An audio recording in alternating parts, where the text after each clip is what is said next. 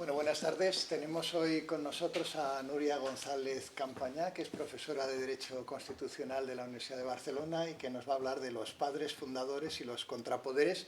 Yo creo que es un tema, particularmente el de los contrapoderes, interesante y actual, porque con esta oleada de populismo que hay en el mundo, la idea misma de que el poder político esté limitado aparece que se ha puesto en cuestión, ¿no? Me da mucha curiosidad ver qué tienen que decir los padres fundadores sobre esta idea de la Unión Europea como contrapoder. Me parece enigmático, curioso y atractivo. Yo creo que estoy seguro de que nos va a gustar a todos mucho.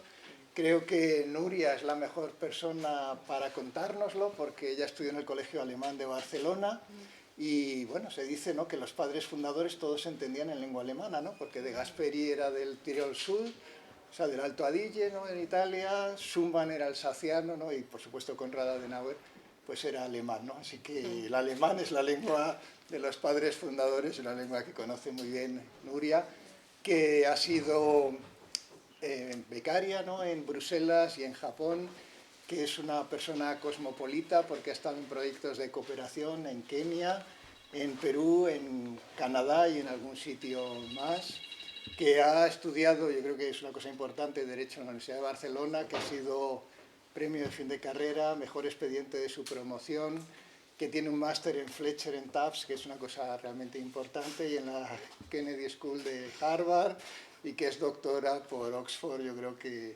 en fin, que son una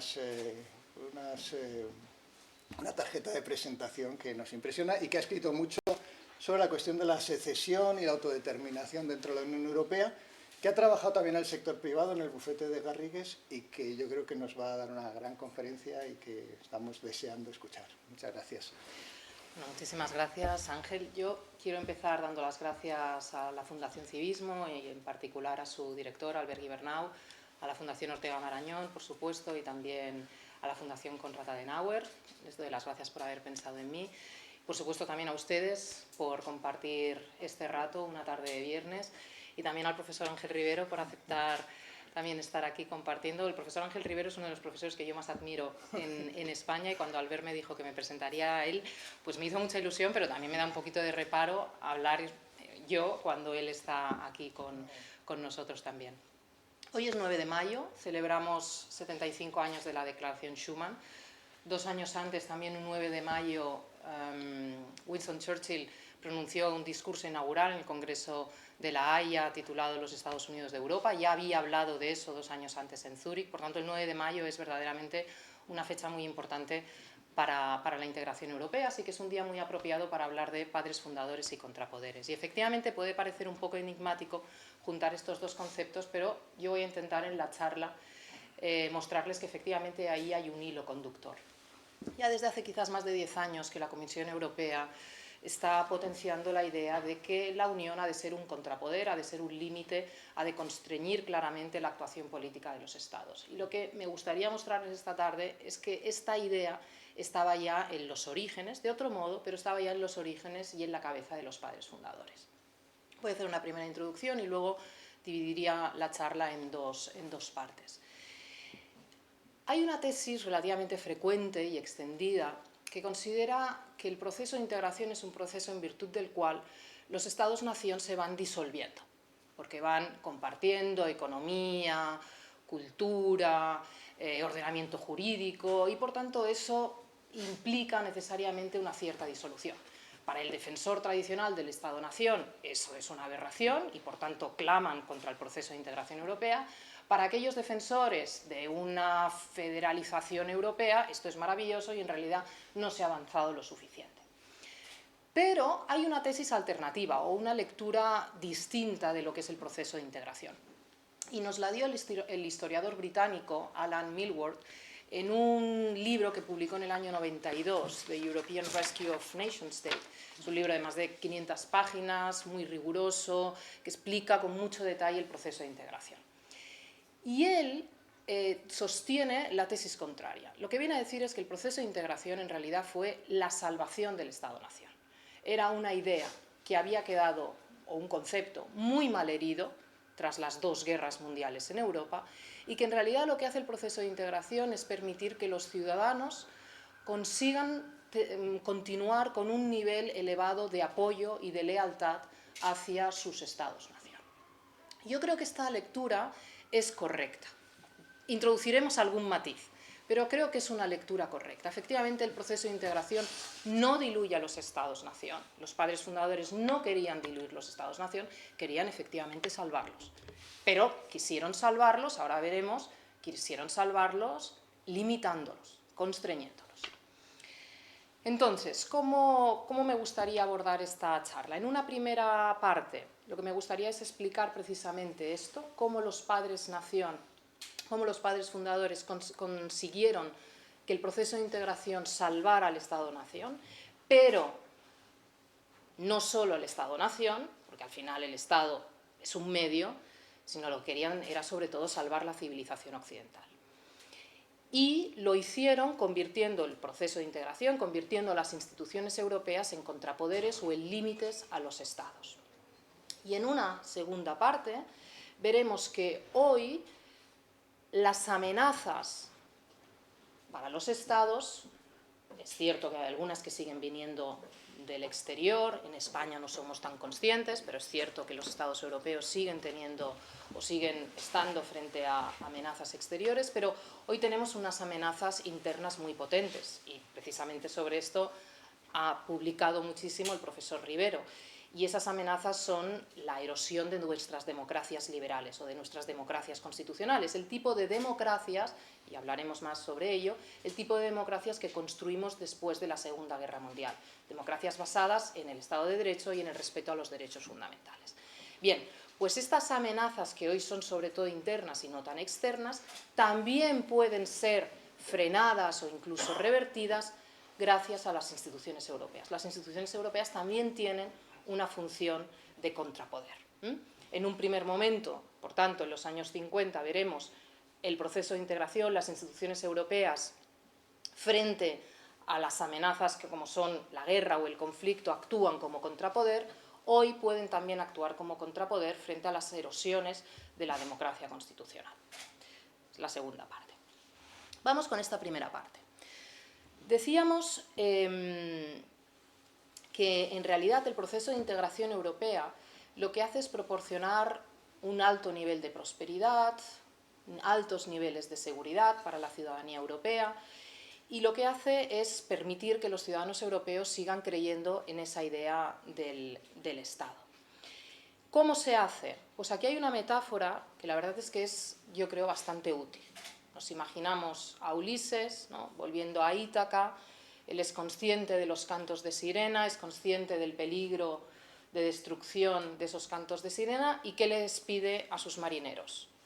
Que le aten al mástil y que por mucho que él suplique, porque él no se quiere tapar los oídos, él quiere oír los cantos de sirena, por mucho que él suplique, a los marineros sí que les pide que ellos se tapen los oídos, por mucho que les suplique, que no lo desaten. Bueno, pues el proceso de integración y el modo en que hemos construido o construyeron las instituciones europeas fue el mástil. Fue el mástil al que tenían que atarse los estados para no caer en la tentación de la autodestrucción. ¿Y cuál era la tentación? No eran los cantos de sirena, pero era el nacionalismo excluyente que había arrasado Europa en la primera mitad del siglo XX. ¿Y cómo se van a construir estas instituciones europeas? Se van a construir, y esto es verdad que no queda bien decirlo, recuerdo además una vez Juan Claudio en un coloquio en Barcelona, que al final Juan Claudio lo dijo públicamente, yo no me atrevía a decirlo, pero es verdad que esto se hizo pues, por un proceso llevado a cabo por élites, por unos cuantos hombres, que tenían unas relaciones personales muy estrechas, de una gran confianza entre ellos, de amistad, unas relaciones de amistad, y que gracias a esas relaciones de amistad y de plena confianza, las naciones que habían estado enfrentadas y que se habían estado matando en el campo de batalla pudieron también reconciliarse. Pero lo que quiero decir aquí es que el factor personal fue decisivo para que hubiera ese proceso de integración. Y como el factor personal fue decisivo, me voy a detener un poco antes de hablar en concreto de ese proceso y de cómo se construyeron las instituciones en ese factor personal. Pero podríamos hablar, es verdad, de muchos padres fundadores, pero si nos queremos centrar en algunos, yo ahora me centraré en tres, luego hablaremos de un cuarto, pero ahora yo me centraría en tres, que son tres líderes políticos. Robert Schuman, el ministro de Exteriores francés del momento, Adenauer, el canciller alemán, y De Gasperi, primer ministro italiano. Y los tres compartían muchas características, muchos rasgos. Los tres eran católicos, eran demócratas cristianos, estaban preocupados por las cuestiones sociales, se habían opuesto a los totalitarismos en sus países. Es cierto que Schuman en un primer momento vota en la Asamblea Francesa a favor de Pétain, se arrepiente rápidamente, cuando llegan los nazis y ocupan su zona, él se niega a colaborar con las autoridades nazis y lo mantiene en una especie de prisión, incluso entra en una lista para acabar en un campo de concentración, amigos alemanes lo acaban salvando. De Gasperi tiene un recorrido parecido, en un primer momento no ve mal pactar con Mussolini, pero rápidamente se da cuenta del error y entonces el régimen fascista le hará la vida imposible, también tendrá que pasar toda la guerra oculto, al final sí que conseguirá estar recluido en el Vaticano, que no es el peor sitio del mundo para estar recluido, pero tendrá que estar lejos de su familia, y Adenauer también. Adenauer es alcalde en la ciudad de Colonia y se niega a que haya banderas nazis en la ciudad para dar la bienvenida a una visita de Hitler, se niega a colaborar con las autoridades. Adenauer también acabará en prisión sin poder ver a su esposa, también aparecerá en una lista para ser enviado a un campo de concentración, un amigo que hace en prisión comunista acabará salvándole. En fin, tienen un recorrido vital muy parecido. Ellos, los tres, viven la política como un servicio.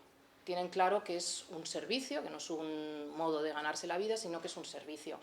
Schuman, cuando se queda huérfano a los 25 años, él pierde el padre muy joven y pierde a su madre, la madre también era muy joven, apenas 46 años, en un accidente trágico. Él se queda a los 25 años solo porque era hijo único y su idea entonces es irse a un monasterio. Era un joven abogado, le iba bien la vida, pero se encuentra absolutamente devastado. Y un amigo le dice: yo sé que tú quieres ir a un monasterio, pero los santos del mañana irán vestidos de traje. Tu camino es estar en la sociedad civil y ahí te santificarás.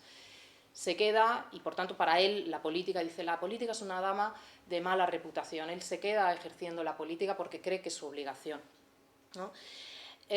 Los tres, lo comentaba el profesor Rivero, los tres tienen cultura alemana, efectivamente.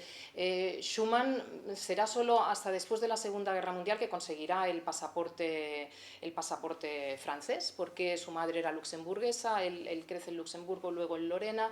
Su padre tiene el pasaporte alemán, pero tiene corazón francés, porque era un territorio que había pertenecido a Francia, luego pertenece a Alemania tras 1870, tras la Primera Guerra Mundial vuelve a Francia. Él habla francés, tiene un pasaporte francés, pero tiene un acento que le identifica claramente, y él de hecho se forma en Derecho en Alemania.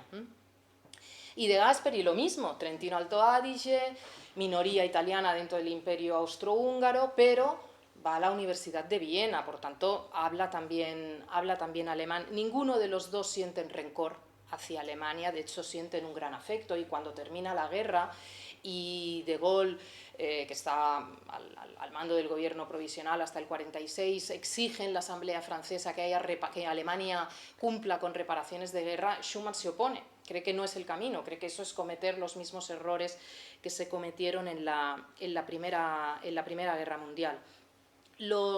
Tanto De Gasperi como Adenauer sufrieron muchas estrecheces económicas. Su familia se tuvo que sacrificar mucho para que pudieran estudiar en la universidad. De Gasperi hacía cola en los comedores sociales en Viena para poder subsistir. Y además también los tres compartían una gran rectitud. No fueron políticos para enriquecerse. De Gasperi, que yo no sé si es el mejor modo de convencer a una novia para que se comprometa contigo, pero De Gasperi le decía a su novia por carta: yo no te puedo ofrecer los lujos a los que tú estás acostumbrada. Ella venía de una familia rica del Trentino. Le dijo: la política vivida como servicio no da dinero, este es el tipo de vida limitada que te espera conmigo. Ella dijo que sí, y fueron, a pesar de todo, pasó el test, fueron a pesar de todo muy felices. Y luego la última característica que quería que quería subrayar para entrar ya entonces en el pensamiento político, es que efectivamente Schuman y De Gasperi eran hombres de frontera, no tenían ningún ardor patriótico. De hecho, cuando De Gasperi vive en Viena y se encuentra con otros italianos, hay grupos de jóvenes estudiantes italianos independentistas, ¿no?, que quieren que el Trentino se separe del Imperio Austrohúngaro. De Gasperi nunca se unió a ellos. De Gasperi entendía que ser trentino, ser italiano, ser súbdito del imperio era totalmente compatible. Y de hecho se reirán de él, le acusarán de traidor, le acusarán de proaustríaco, se mofarán llamándole von Gasperi. Entonces, ¿significa que este poco nacionalismo hizo que ellos pretendieran eliminar el Estado-nación? No, todo lo contrario. Todo lo contrario. Schuman estaba convencido ya desde el año 48, él habla de la necesidad de que haya... Pasa que no eran capaces de ver cómo, y ahí es donde entrará Monet. Ellos tenían unos ideales, pero no sabían cómo materializarlos. Pero ya desde el año 48, Schuman entenderá que los países solos no pueden hacer frente a todas las amenazas, que necesitan algún tipo de cooperación. Dirá, nuestros propios medios, esto es Schuman hablando, ya no están a la altura de nuestras necesidades. No es ninguna humillación reconocer este cambio de situación. Negarse a admitirlo sería la señal de un orgullo peligrosamente fuera de lugar. Pero al mismo tiempo dice, nuestros estados europeos son una realidad histórica. Sería imposible hacerlos desaparecer. Su diversidad es un logro y no queremos hacerlos desaparecer. Adenauer tiene también unas inquietudes parecidas.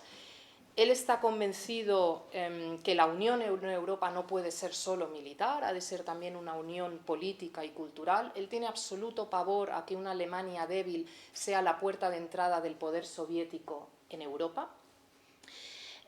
También tiene claro que sobre las ruinas y sobre el vacío que había dejado el nazismo necesitaba algo para contrarrestar aquello. Él le decía a sus colaboradores, los pueblos necesitan un ideal, necesitamos darle una ideología. Y dijo, y en estos momentos la única ideología posible que podemos dar en Alemania es el europeísmo. Necesitamos una unión. Y también era consciente de que los americanos, que hoy no es el tema, pero los americanos querían esa unión. No solo... Obviamente, no solo por cuestiones, dijéramos, de generosidad, también por intereses propios, pero los americanos insistían a los italianos, a los franceses, a los alemanes, de que era necesaria esa unión. La guerra de Corea iba a estallar en el 50, en el 48 al 49 hubo el bloqueo de Berlín, la capacidad de los soviéticos pues atemorizaba no solo a los europeos, también a los americanos. Los americanos necesitaban que Alemania se rearmara, porque una Alemania débil sería incapaz de contener el avance soviético. Por tanto, había muchos elementos que impulsaban esa unión. Y el propio Adenauer aquí hablando.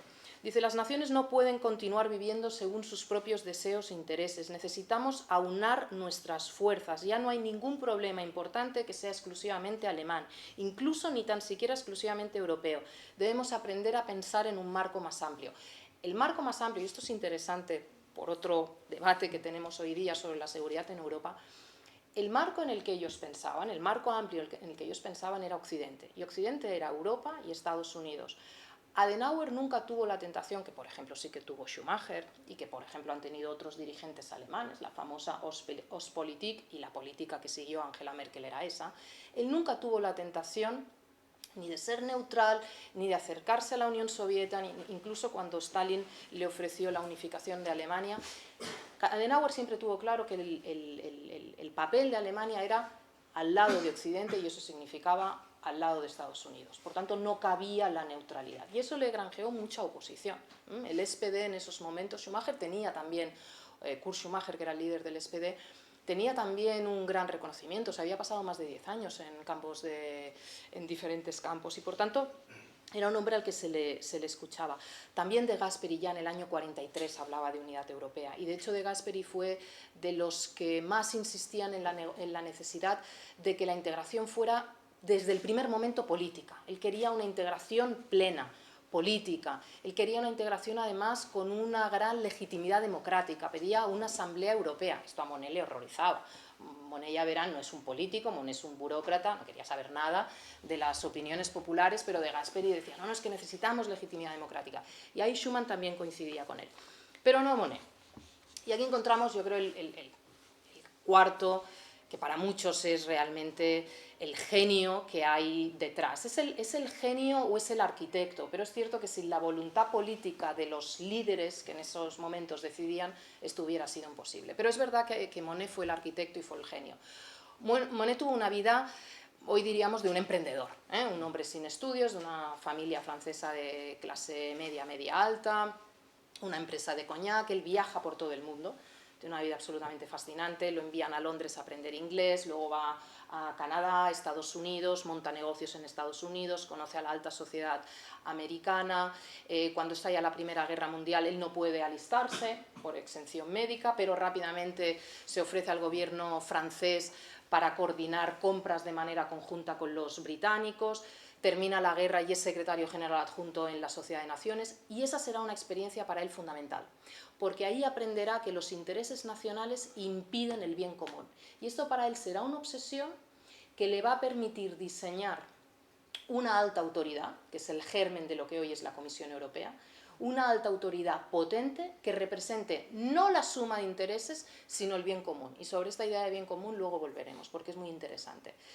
Entonces, esta es una experiencia vital muy importante. Claro, todos ellos, pienso ahora cuando vemos a gente en responsabilidades políticas que no han hecho nada en la vida, todos ellos llegaron a los momentos de responsabilidad habiendo hecho muchas cosas y habiendo tenido muchas experiencias y habiendo también fracasado en algunas empresas, ¿no? Y habiendo visto cómo algunas cosas no salían adelante. Trabaja para el gobierno chino ayudando a cuadrar finanzas, vuelve a Estados Unidos y durante la Segunda Guerra Mundial le propone un plan loco a Churchill y a De Gaulle, que ya en el año 40 estaba exiliado en Londres, para unificar las economías francesa y británica. Intentaban evitar el colapso total de Francia y que fuera absorbida, como finalmente fue, por el régimen nazi. El proyecto fracasa porque antes de que el gobierno francés, que todavía permanecía en Francia, lo acepte, Pétain es nombrado primer ministro y por tanto ya no ha lugar porque firma la rendición con Hitler, ¿no? Pero entonces Churchill le dice, bueno, pues ahora mi interlocutor en Washington intenta que la administración norteamericana nos apoye a los aliados en la lucha contra el nazismo.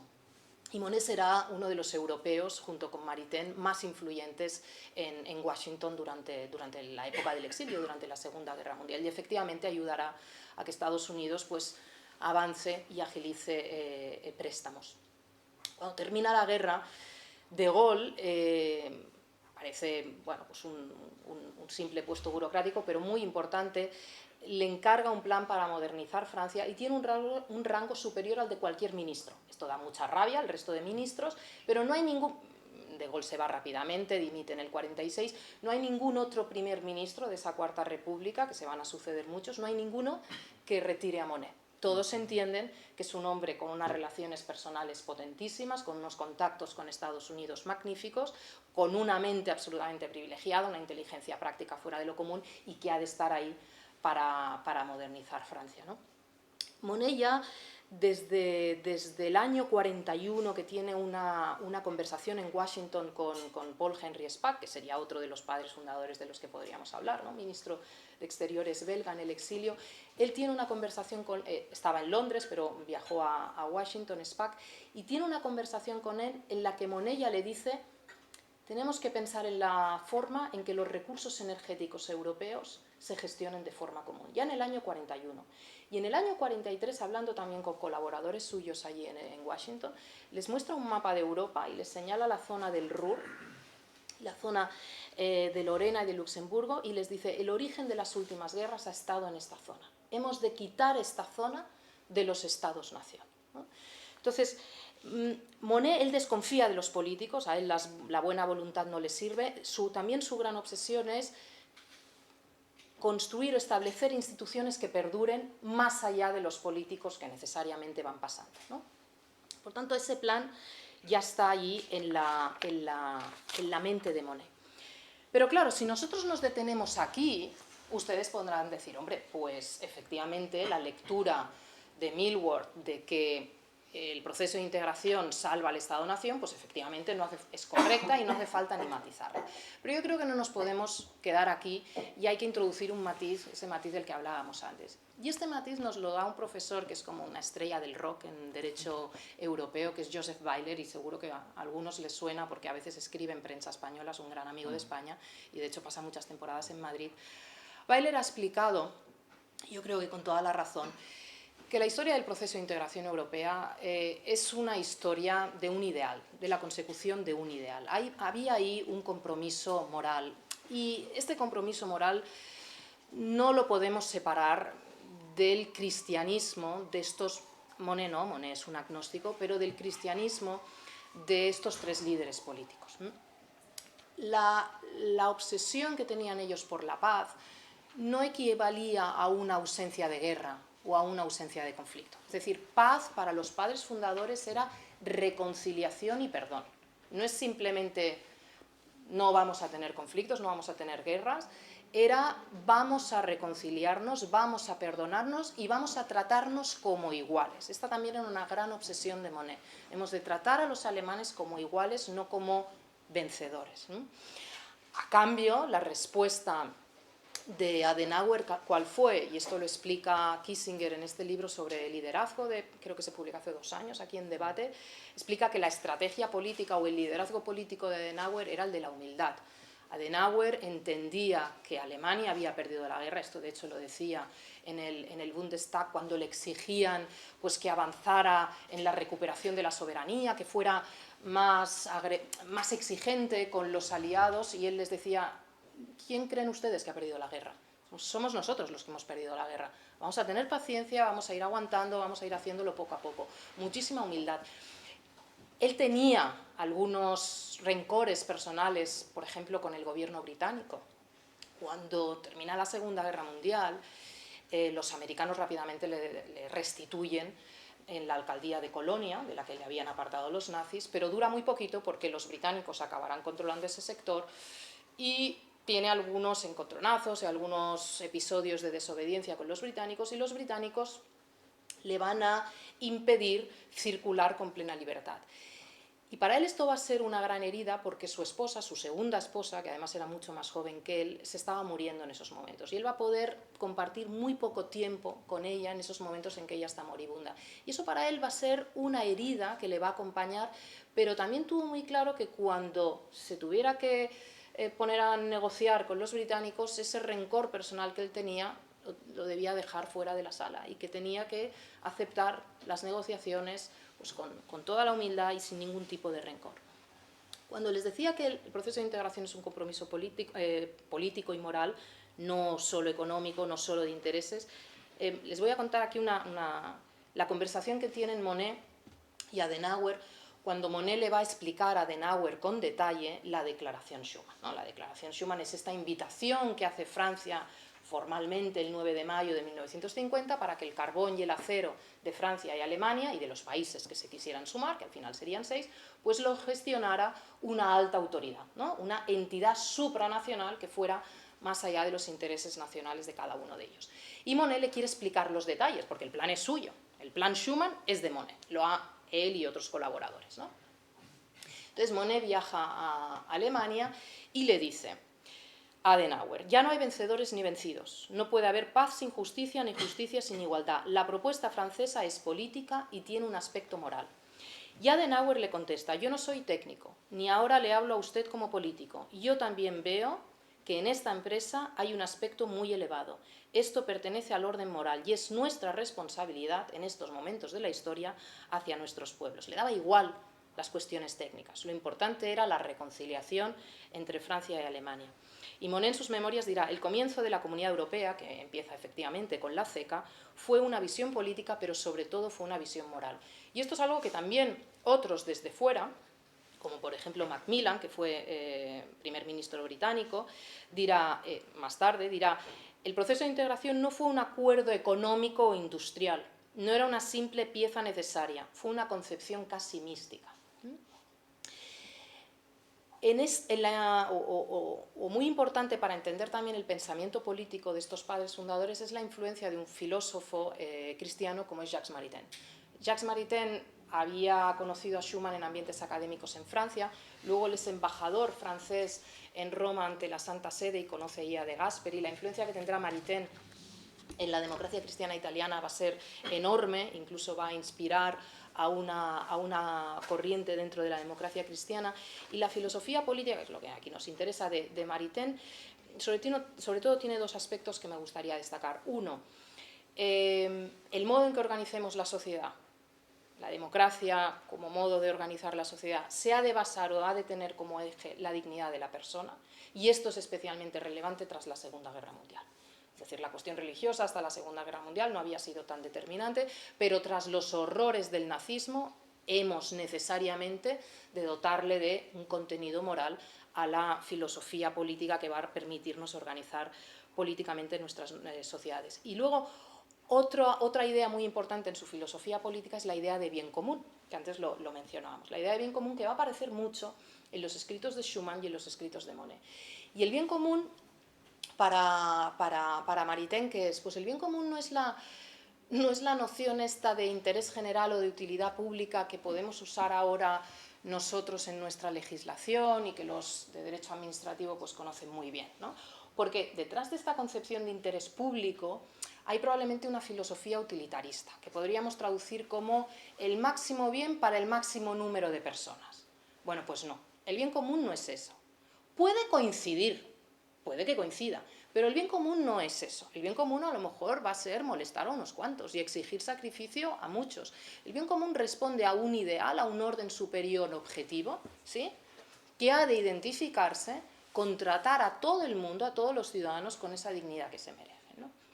Y esta idea va a aparecer mucho, ya les decía, en Schuman y en otros padres fundadores. Schuman, otra vez aquí, palabras textuales: por encima de cada país existe un bien común superior al interés nacional. Schuman tiene una colección de escritos editada por Ediciones Encuentro, que se titula Por Europa, y es una colección breve y se puede entender muy bien ahí su pensamiento.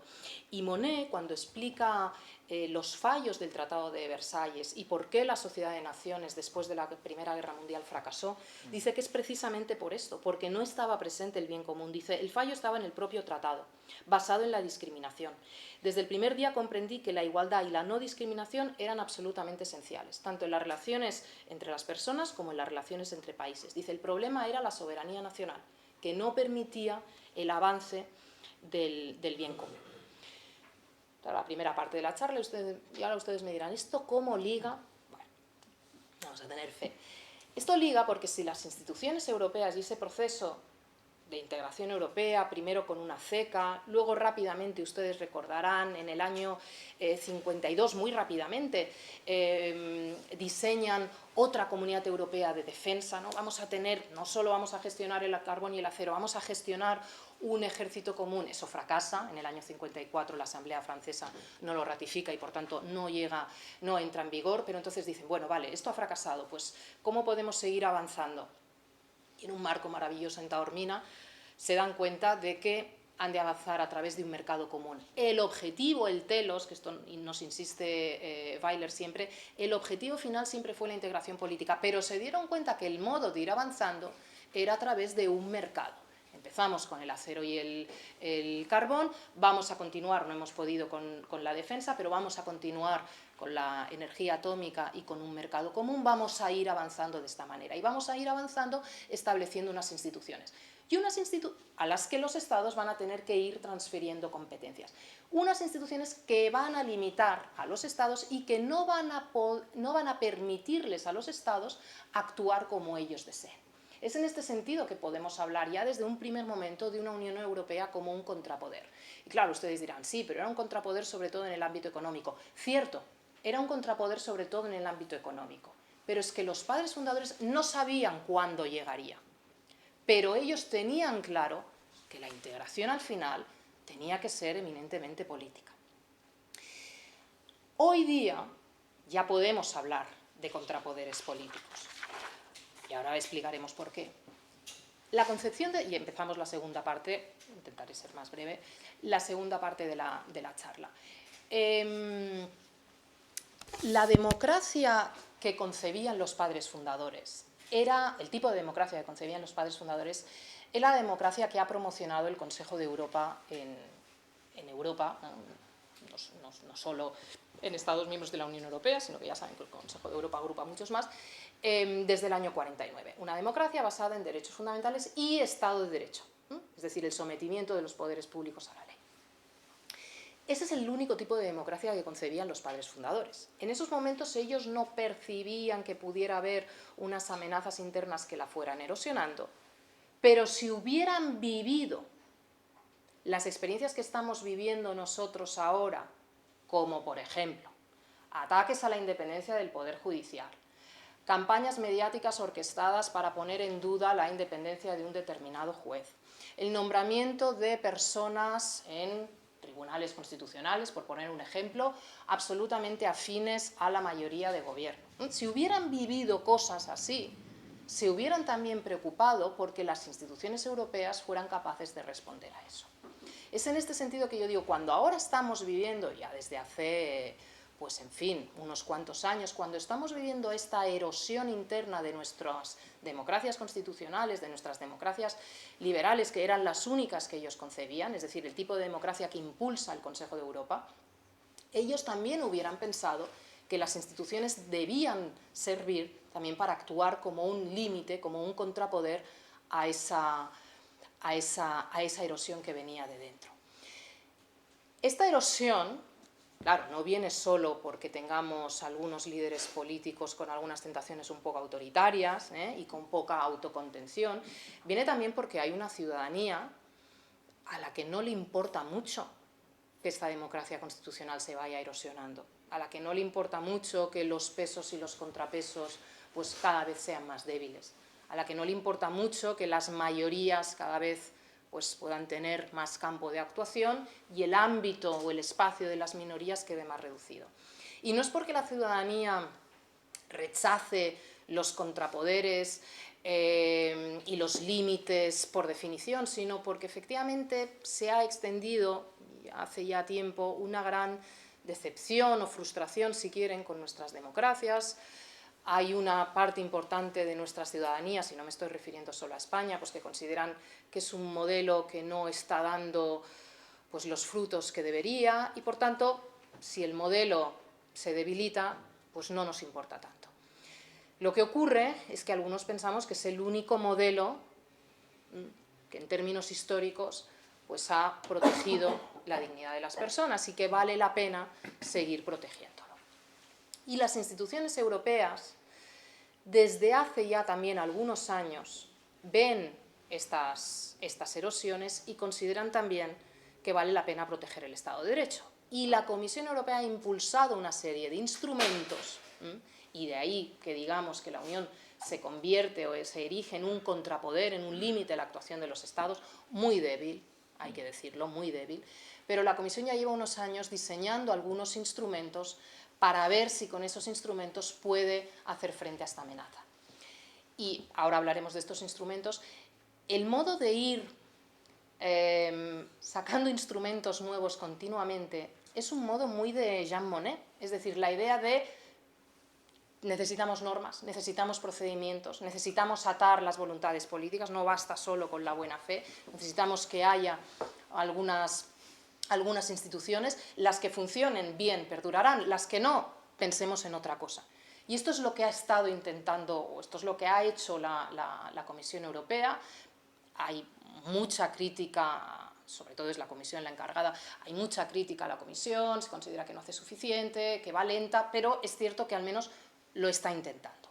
¿De qué tipo de instrumentos hablamos? ¿De qué tipo de instrumentos hablamos que son los que nos permitirían afirmar que la Unión puede ser un contrapoder político frente a los Estados, puede limitar políticamente a los Estados miembros y, por tanto, proteger a los Estados y ser otro de esos mástiles? Hay dos grandes tipos de instrumentos. Hay instrumentos políticos e instrumentos judiciales, ¿vale? Hablemos primero de los políticos. Y dentro de los instrumentos políticos también podríamos hacer una distinción. Hay instrumentos sancionatorios y hay instrumentos que a los de derecho nos gusta llamar de soft law, que no implican sanciones, pero que, bueno, sirven para ejercer algún tipo de presión. ¿Cuáles son los instrumentos sancionatorios? Pues este le sonará muchísimo, es el famoso artículo 7 del Tratado de la Unión Europea. Este artículo se introdujo en el año 97, pensando ya en la gran ampliación de la Unión a los países del Este, que se produjo en el año 2004. Y este artículo 7 del Tratado de la Unión Europea prevé, tras un mecanismo de verificación, de control y verificación, que si un Estado miembro de la Unión vulnera algunos de los valores fundamentales que forman la identidad constitucional de la Unión, que se recogen en el artículo 2 del Tratado de la Unión, ¿qué valores son? Democracia, Estado de Derecho, pluralismo, respeto a las minorías, derechos fundamentales, alguno de estos valores. Que si se vulnera alguno de estos valores, ese Estado pueda ser sancionado con la retirada del derecho de voto en el Consejo, una de las instituciones de la Unión. Pero para sancionar de este modo a los Estados se necesita unanimidad en el Consejo Europeo, otra de las instituciones. Claro, este mecanismo se ha activado en dos ocasiones. Se activó en el 2017 y se activó en el 2018 contra Polonia y contra Hungría. No ha tenido éxito porque nunca se llegó a la unanimidad. Y no solo, claro, ustedes dirán, hombre, claro, porque cuando se hablaba de los polacos, los húngaros no votaban, cuando se hablaba... No, no, no, no. No se pudo conseguir tampoco el voto de otros países, porque en la Unión Europea funciona la política del consenso, la política de la deferencia, es muy difícil votar en contra de un Estado miembro vecino. Bueno, de hecho, el mecanismo sigue activo contra Hungría. Contra Polonia se levantó el año pasado, porque el nuevo gobierno de Donald Tusk, ya mucho más proeuropeo, después de todos los años de gobierno de PiS, presentó una propuesta de restaurar el Estado de Derecho.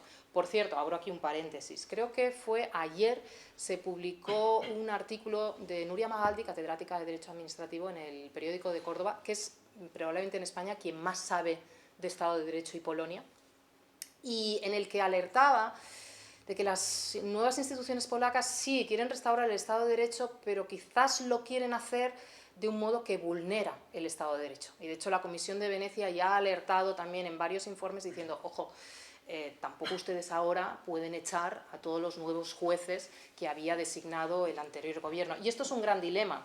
¿Cómo restauramos el Estado de Derecho? ¿Con un camino corto saltándonos la ley o con un camino lento, farragoso, respetando también la legalidad? Bueno, cierro paréntesis. Este es un mecanismo sancionatorio, como ya ven, pues no ha servido para mucho. Bien, las instituciones, siendo conscientes de que no ha servido, ¿qué hicieron?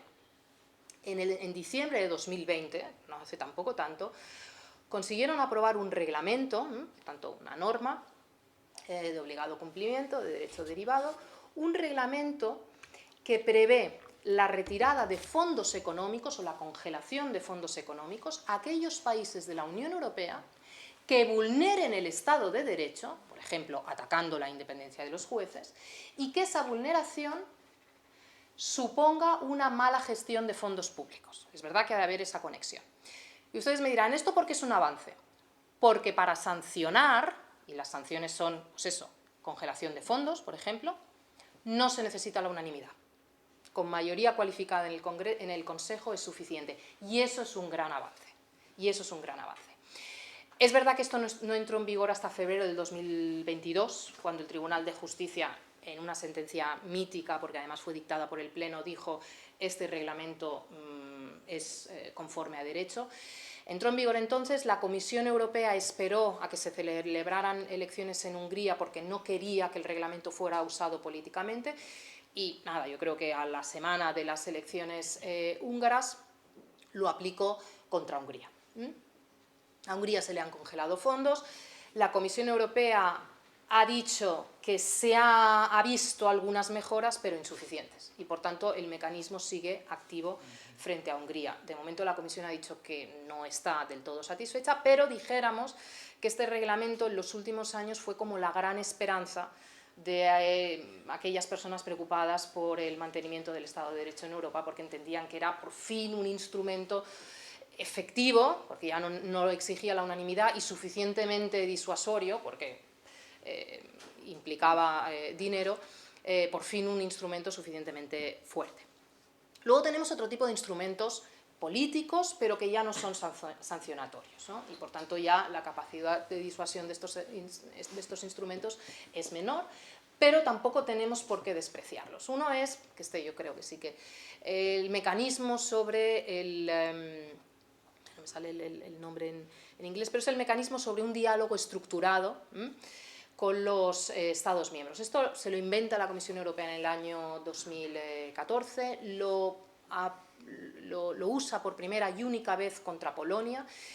¿Y en qué consiste? Consiste en una serie, dijéramos, en un diálogo, en un intercambio epistolar entre la Comisión Europea y las instituciones de un Estado miembro, en virtud del cual la Comisión Europea va alertando al Estado sobre aquellos puntos, aquellas cuestiones en las que el Estado está fallando en materia de respeto al Estado de Derecho.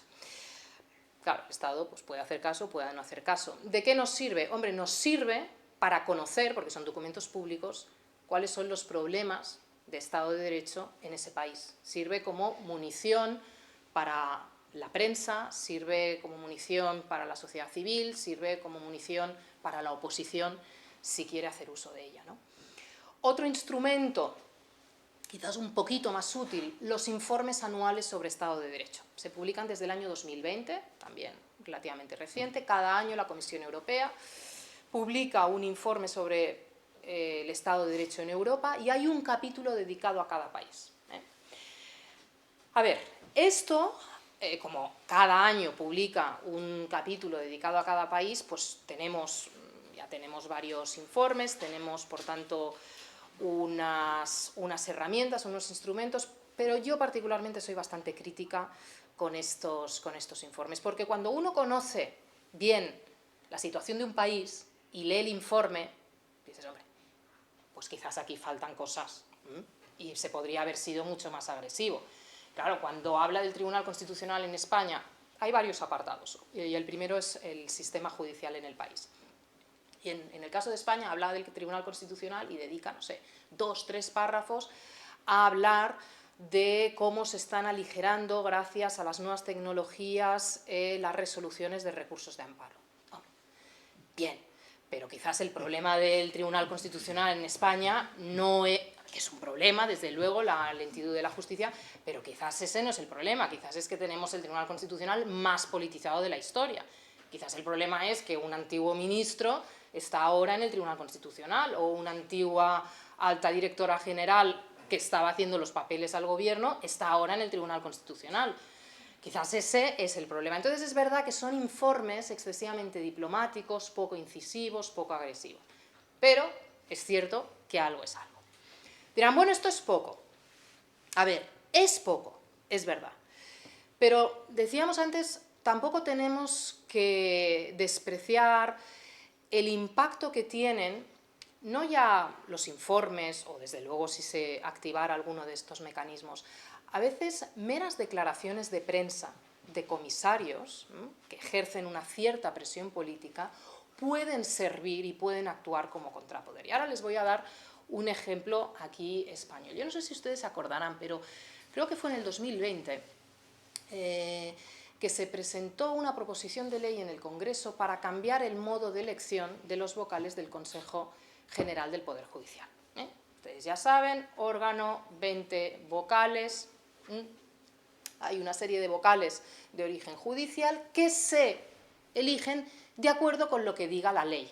No está establecido el modo de su elección en la Constitución. Claro, si estuviera en la Constitución es muy difícil cambiarlo, pero como está en la ley, la ley orgánica del Poder Judicial, es más fácil de cambiar. Bueno, hasta ahora también estos 12 vocales de origen judicial se eligen con unas mayorías muy cualificadas de 3/5 partes en el Congreso y el Senado. Claro, obtener una mayoría de 3/5 en el Congreso y en el Senado, al menos hasta ahora, exige que el gobierno tenga en cuenta la oposición.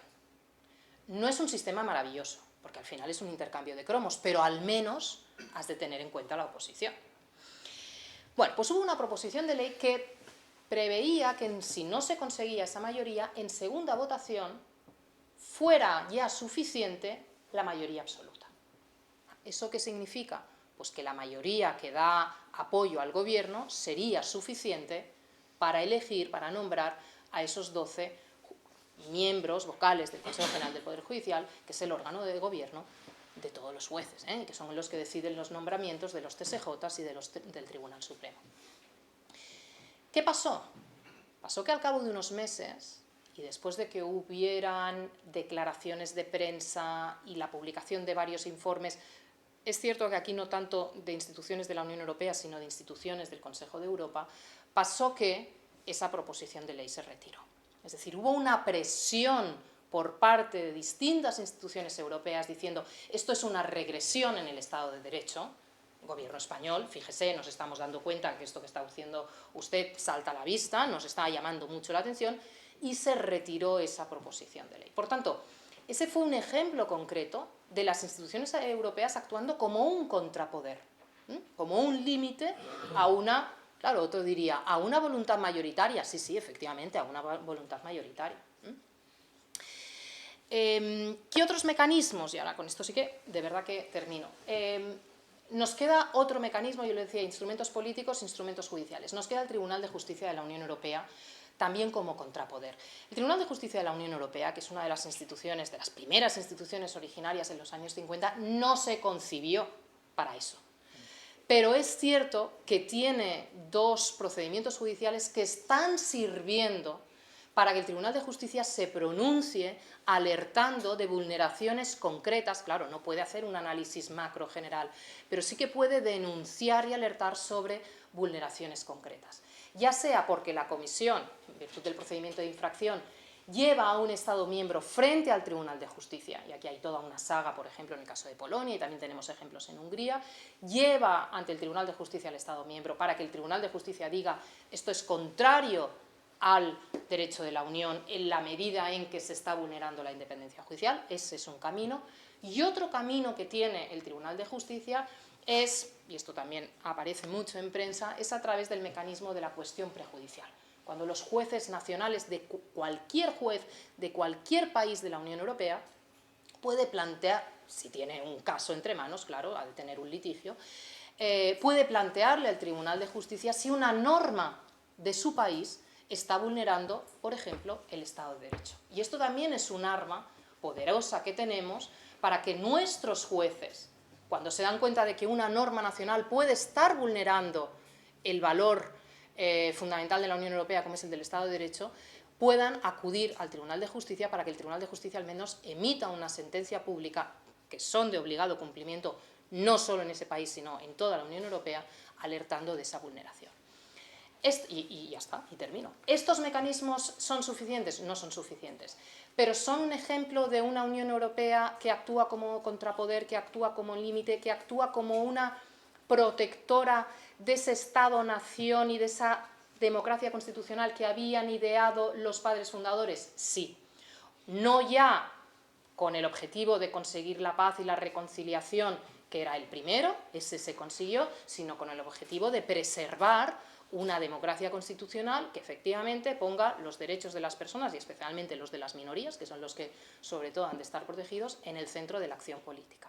Y por tanto esa idea de vamos a salvar el Estado-nación limitándolo, evitando tentaciones, vamos a impedir que puedan hacerse daño entre ellos, también hoy, 75 años después, está presente también para salvar al Estado-nación de esas tentaciones internas que puede tener. Entonces yo creo que sí que hay una relación. Yo he quedado completamente convencido.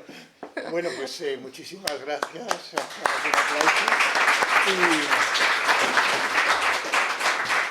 Y creo que tenemos como por lo menos media hora, ¿no?, para tener un diálogo. A mí me ha gustado mucho tu conferencia. La verdad que esperaba una gran conferencia y ha sido más todavía lo que esperaba.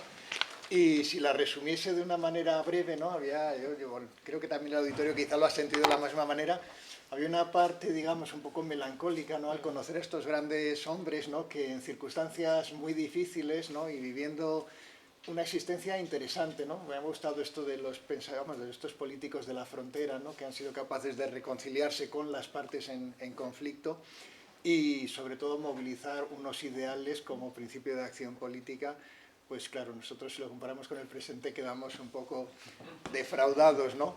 A mí me ha gustado el recordatorio, ¿no?, de, en fin, de un tiempo de un centro derecha de la democracia cristiana inspirado por unos valores importantes, y ahora hay un Papa León XIV que recuerda un poco, ¿no?, a ese tiempo, ¿no?, de la doctrina social de la Iglesia de la que participaban todos estos... Totalmente. Y que era un instrumento también de integración, ¿no?, más allá de las diferencias nacionales, ¿no?, porque hemos hablado un poco en broma de la cuestión alemana, pero también, evidentemente, esa doctrina social forma parte de su bagaje, ¿no?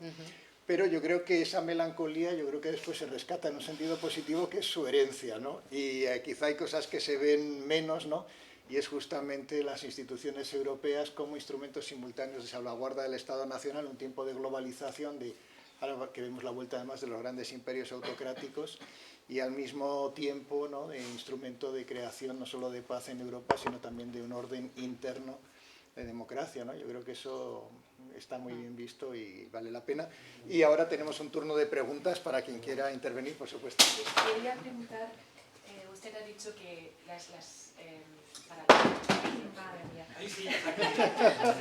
para la fundación de la Unión Europea, o bueno, lo que han sido los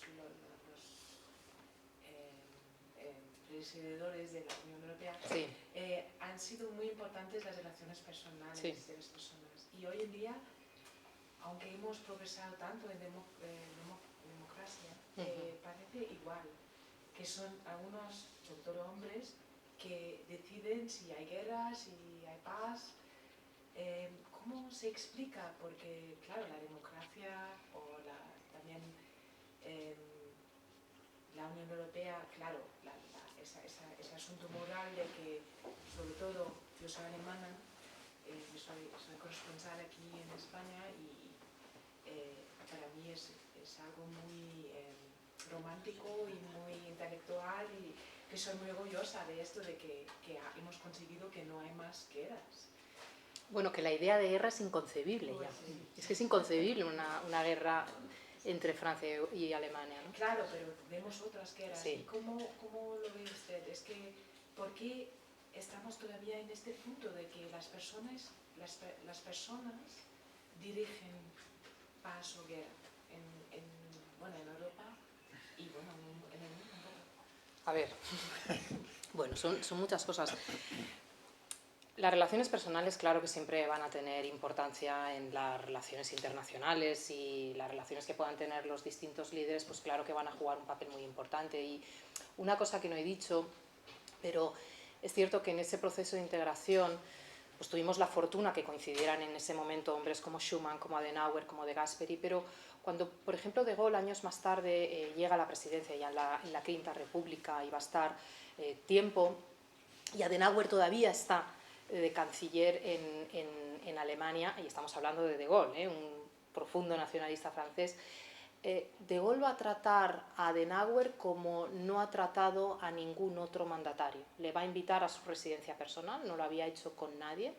Le va a hablar también en alemán sin intérpretes, y lo va a tratar como un amigo. Entonces, esas relaciones personales, es verdad que hubo algunos líderes que fueron capaces de seguir cultivándolas porque entendieron que era verdaderamente esencial. Claro, hoy siguen siendo importantísimas, claro, hoy siguen siendo importantísimas. El problema es que la estatura moral de los líderes que tenemos hoy, pues es que no se parecen nada a los que teníamos en esos momentos. Entonces, las relaciones personales hoy explican muchas cosas. Sí, el problema es la endeblez moral de los líderes que tenemos hoy. Pero podía haber referéndum sobre guerras o sobre paz. De instrumentos democráticos no se usan. Es como que yo como pueblo, como americano, por ejemplo, ahora, que tengo que... El presidente puede decidir grandes cosas sin mi voto. Sí. Y en Europa, en muchas cosas también. Ya, yo no soy tampoco una gran fan de los referéndums ni de consultar mucho, pero en fin, los americanos hace 4 días se expresaron, hace muy poquito se expresaron, es decir, Trump está haciendo lo que prometió que hacía, arrasó en voto popular en las elecciones, por tanto no podemos decir precisamente que ahí falte legitimidad democrática. A ver, en el caso de Ucrania, precisamente, las relaciones personales entre Putin y Zelensky son unas relaciones absolutamente rotas, porque Putin desprecia absolutamente a Zelensky. Creo que hubo un encuentro personal, lo trató como un bufón.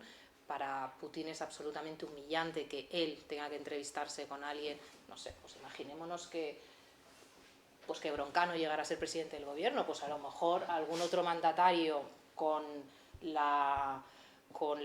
el pensamiento político de Putin, pues le parecería absolutamente humillante tener que hablar con alguien así, ¿no? Y sí, es cierto que las relaciones personales explican muchas cosas, pero es que es la endeblez de los líderes que tenemos. Un referéndum sobre la paz o la guerra, bueno, pues eso es verdad que no se da, pero Zelensky también fue elegido democráticamente, no en el caso de Putin, ¿no? Porque allí pero han pasado tantos años, tantas décadas, y tenemos las mismas herramientas tan pobres de que unos dos se tienen que llevar bien con deals para que... Hombre, no solo eso, es decir, la responsabilidad de esa guerra de agresión no es solo de Putin y Zelensky, es decir, yo creo que aquí Europa también tiene una responsabilidad. ¿Cuál ha sido la política de la Unión Europea frente a Rusia en las últimas décadas?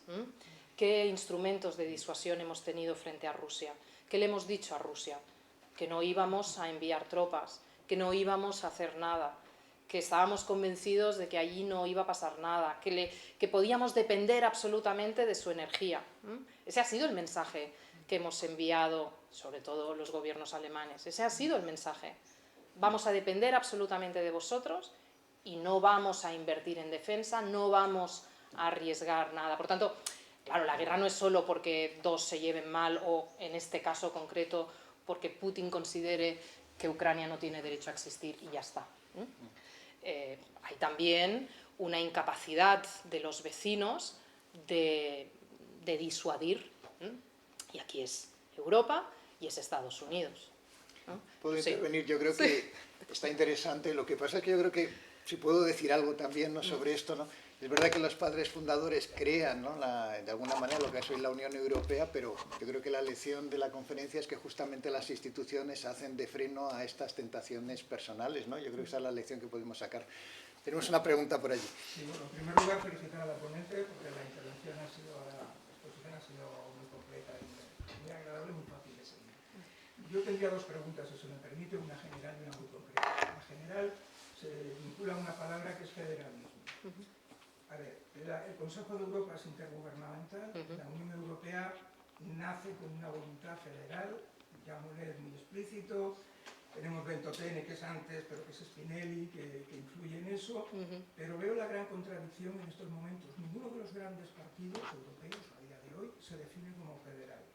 Ninguno. A título personal sí que hay diputados que se definen como federalistas, pero los partidos federalistas como tales son minoritarios. Pero cuando hay problemas, las soluciones son federales. O sea, tenemos los fondos Next Generation y ahora el tema de defensa, o la solución es federal o no hay solución. Entonces, ¿cómo es el tema del federalismo? Teniendo en cuenta que hay países disogrado en plena ataque a una idea de federalismo, al contrario, retroceso de lo que hay, reticencias con los nacionalismos, pero a la hora de la verdad tenemos soluciones federales, un poco contradictorias. Bueno. Y luego, la otra pregunta se refiere, es más concreta, un tema puro constitucional, se refiere a la referencia que ha hecho sobre los bloqueos en la renovación del Consejo del Poder Judicial. Vamos a ver. Estoy totalmente de acuerdo que una mayoría no puede imponer a la minoría.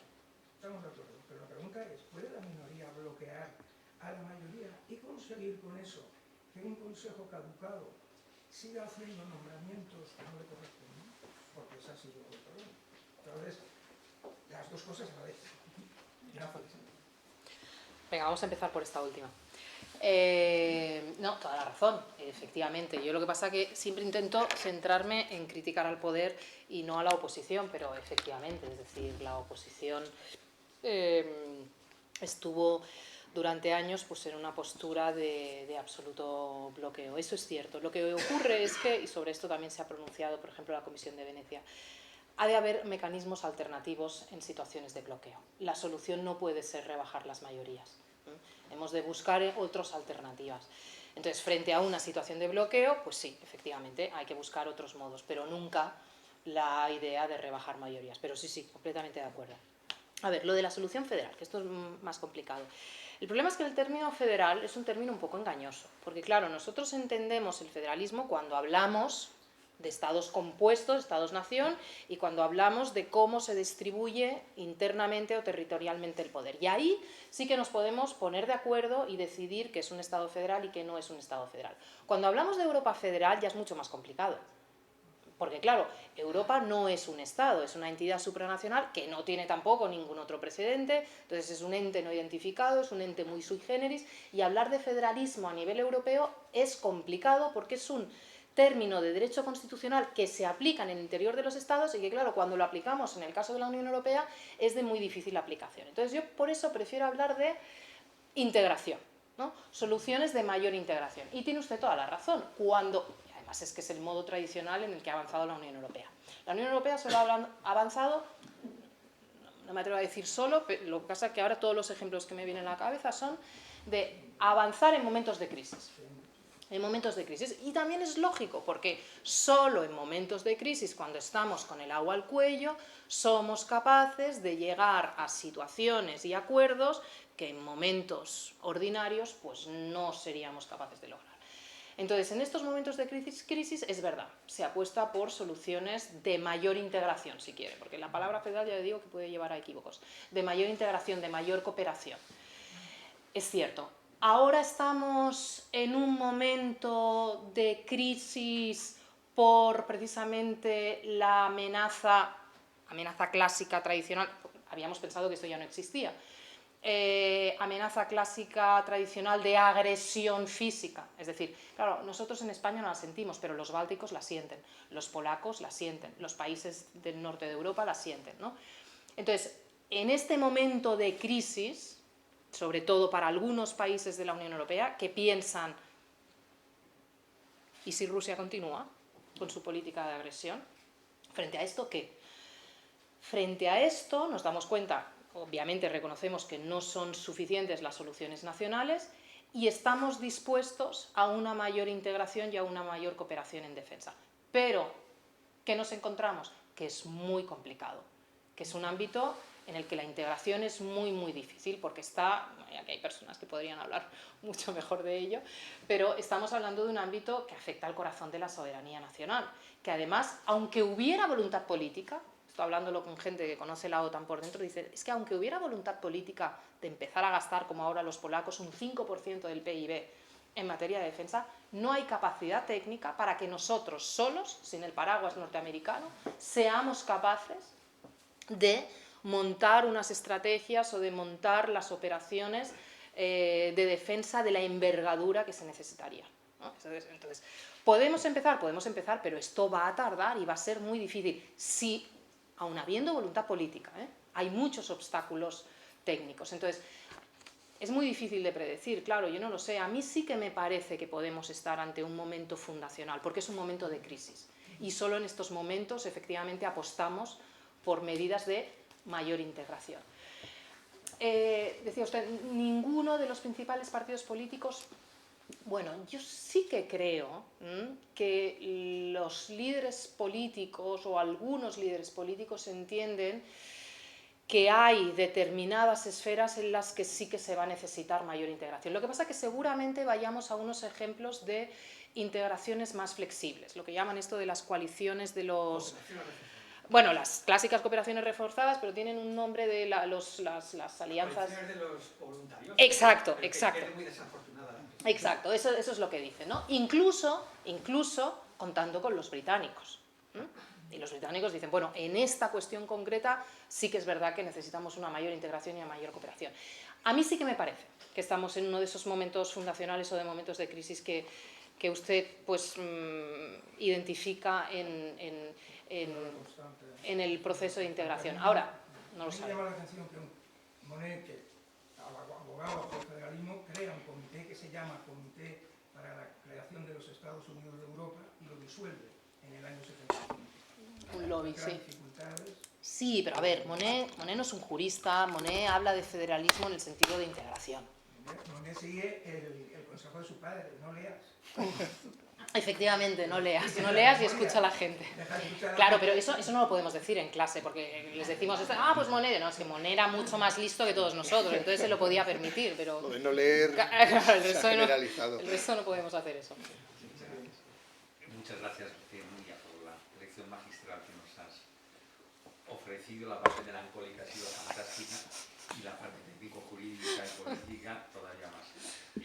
Yo tengo un par de preguntas muy concretas, una más técnico-jurídica y otra más política. La técnico-jurídica es, has mencionado el recurso de la cuestión de perjudicialidad.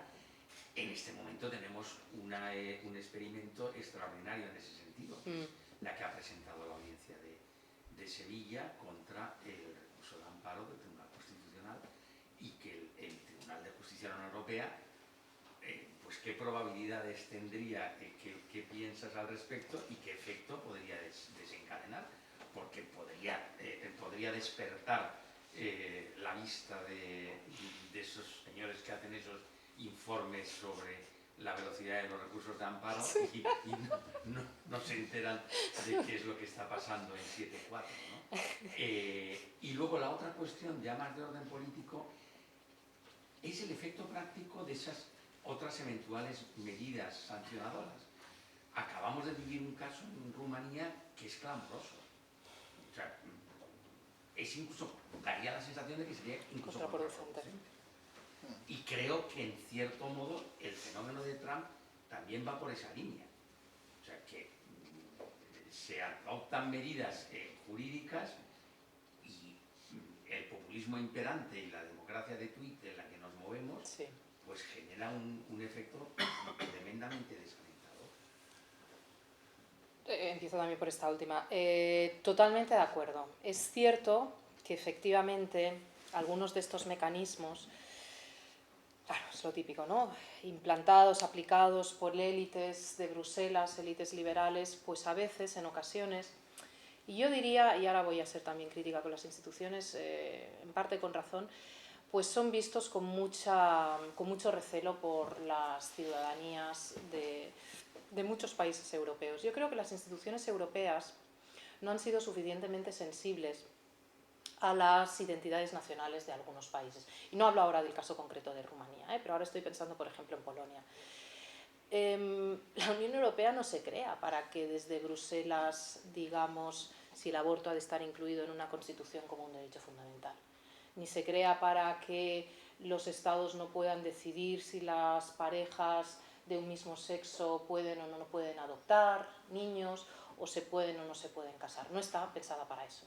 Y de hecho, el artículo 4.2 del Tratado de la Unión obliga a las instituciones a respetar la identidad nacional de los Estados miembros. Y en muchas ocasiones las instituciones no han sido sensibles a esto, ¿no? Resoluciones del Parlamento Europeo, ustedes me dirán, bueno, no tiene ningún efecto, es una resolución política. Ya, ¿por qué el Parlamento Europeo de decirle a un país que ha de incluir el aborto como un derecho fundamental en su Constitución? Pues lo van a decidir ellos. Entonces, la ciudadanía, que no tienen por qué ser expertos en procesos de integración y que a veces a lo mejor pues no van a distinguir, mezcla los mensajes sobre cuestiones en las que efectivamente la Unión no debería meterse con mensajes en los que la Unión sí debería meterse. Y al identificar como una misma cosa esos mensajes, pues es difícil desligar una cosa de la otra. Y es verdad que en ocasiones, pues, mecanismos que tienen como objetivo proteger el Estado de Derecho, proteger las instituciones de esos países, fortalecerlas, pues pueden caer en saco roto. Y yo creo que ahí hay una responsabilidad de las instituciones, que tendrían que ser mucho más prudentes en muchos otros ámbitos. Luego, lo de la cuestión prejudicial. Bueno, ya ha sido interesante, todavía no se ha pronunciado el Tribunal de Justicia, pero ya ha sido interesante porque ha obligado al Tribunal Constitucional a recular.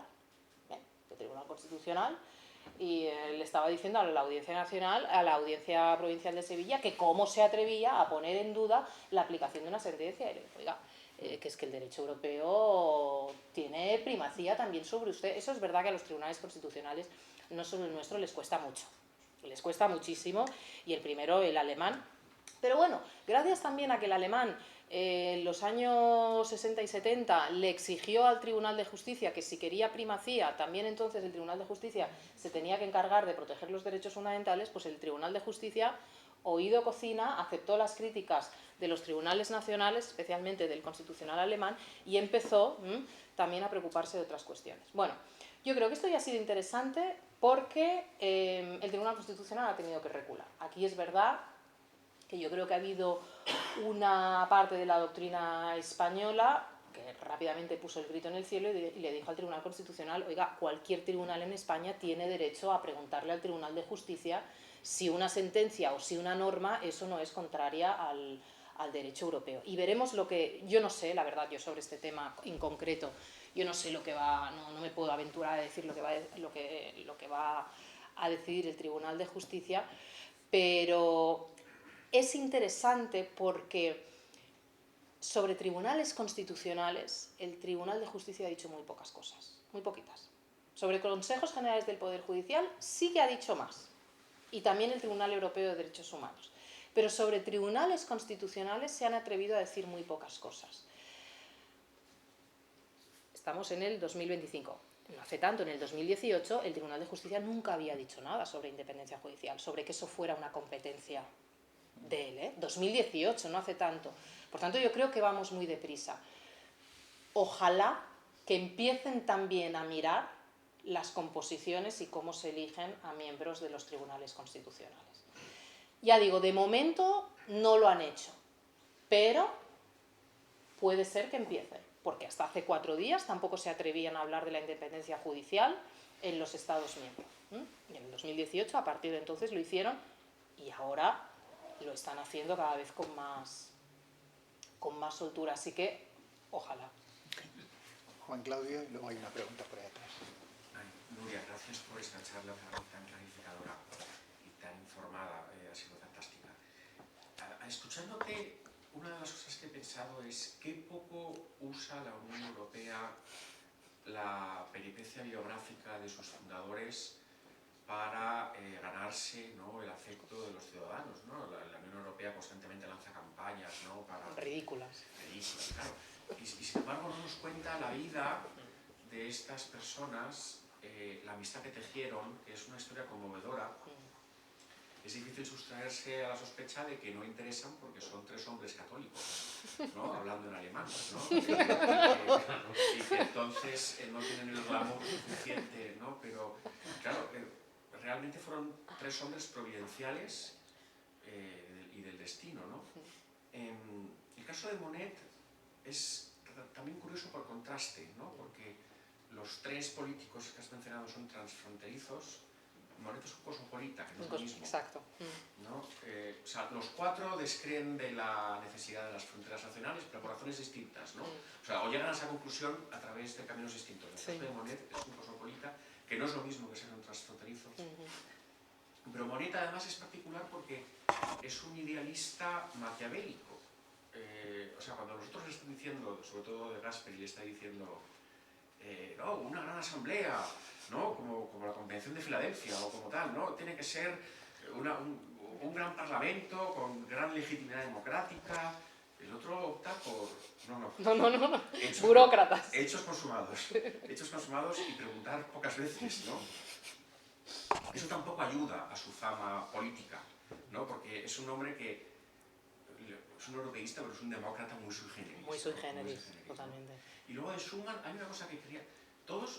Schuman es ministro de Asuntos Exteriores. Nadie recuerda quién era el primer ministro francés en esa época. Pues hubo muchos. Exacto. Y bueno, pero el primer ministro del 9 de mayo del 50, en el libro que me han recomendado hace unos días leer, claro, he visto que bueno, es que ni me acuerdo el nombre del presidente francés, pero he visto que Schuman le cuela la declaración. O sea, Schuman lo consulta más con el alemán que con su jefe. Sí, efectivamente. Y Schuman se lo cuela en el ruegos y preguntas de un consejo de ministros, hablando bajito para que no se entere. O sea, es una cosa también portentosa, ¿no? Sí. O sea, de este presidente francés cuyo nombre he olvidado, ¿no? Porque seguramente Francia, claro, los franceses eran más nacionalistas que los alemanes, ¿no? Entonces, bueno, esto es para puntear tu magnífica intervención.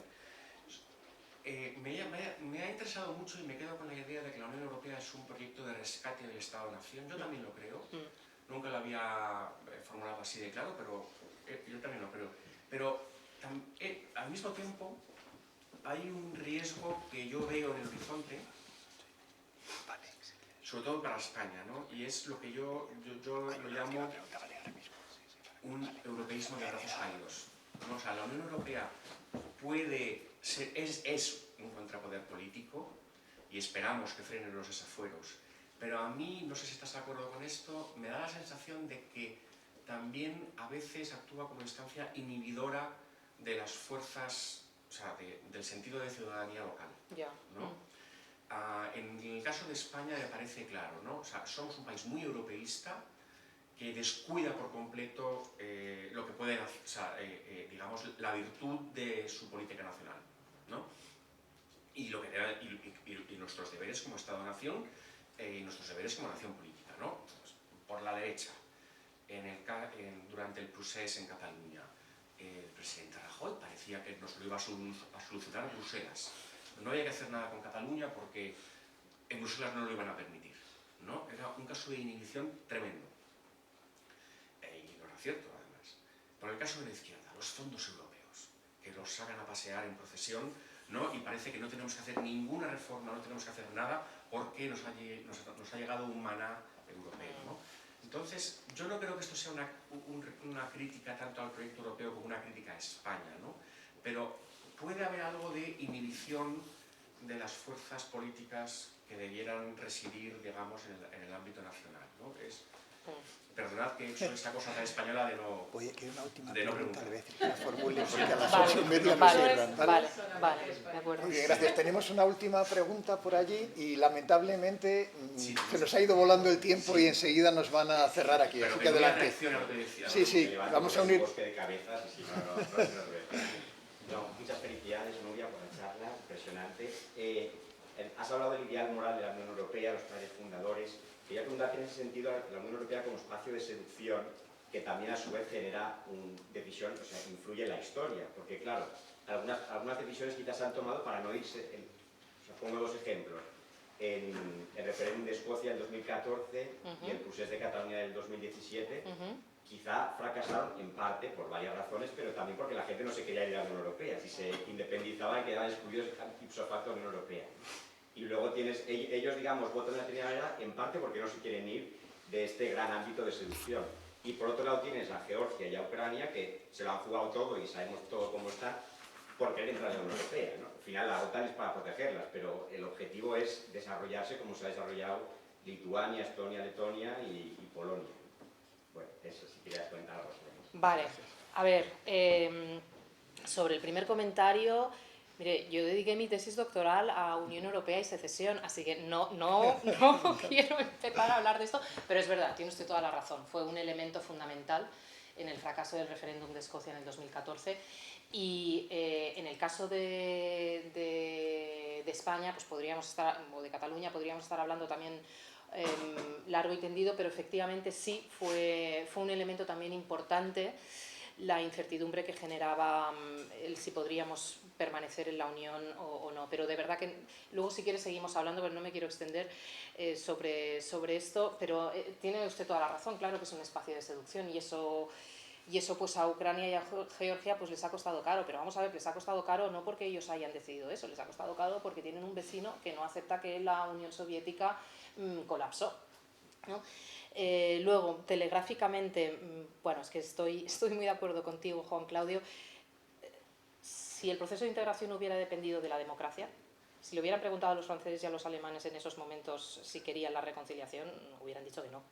Entonces, yo creo que Monnet tenía toda la razón cuando decía, bueno, no vamos a preguntar de momento mucho a la gente, vamos a establecer estas instituciones y cuando las cosas funcionen y la gente vea, y además tuvimos la suerte de que la gente vea que esto es bueno y que esto va bien, pues ya empezaremos a pensar en un parlamento, al principio se llamaba la Asamblea, luego un parlamento, pues que sí, efectivamente, que tenga más poderes y que tenga una legitimidad, pero al principio era absolutamente imposible, eso se pudo construir porque había unas élites, pues eso, que la Providencia puso ahí en ese momento. Sí, yo también cada vez confío menos.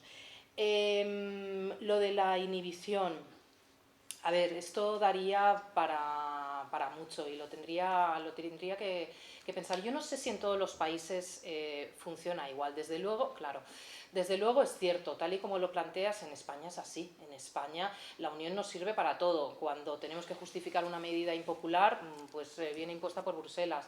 Cuando no queremos hacer nada, pues oye, Bruselas ya lo hará. Pero es verdad que esa manera de funcionar esa manera de desprenderse de las propias responsabilidades también lo ha hecho la Unión Europea con la OTAN y con los Estados Unidos. También hemos actuado en el mismo sentido, ¿no? Es decir, los americanos están ahí, van a estar ahí siempre, pues no nos vamos a preocupar de una cuestión así. Hombre, un Estado-nación se ha de preocupar de la defensa. Es decir, es que el resto del mundo no vive en ese ideal en el que vivimos nosotros, ¿no? Ni en el norte de África, ni en las fronteras que tenemos en el este piensan lo que estamos pensando y construyen lo que estamos construyendo nosotros. Entonces es realmente muy irresponsable que hayamos externalizado esta tarea. Pero sí, bueno, al menos yo estoy de acuerdo contigo, que efectivamente en España ha tenido un efecto de generarnos cierta vagancia, ¿no? Y de renuncia a nuestras propias responsabilidades como ciudadanos. Sí, sí. Pues muchísimas gracias, Nuria, y gracias a todos ustedes por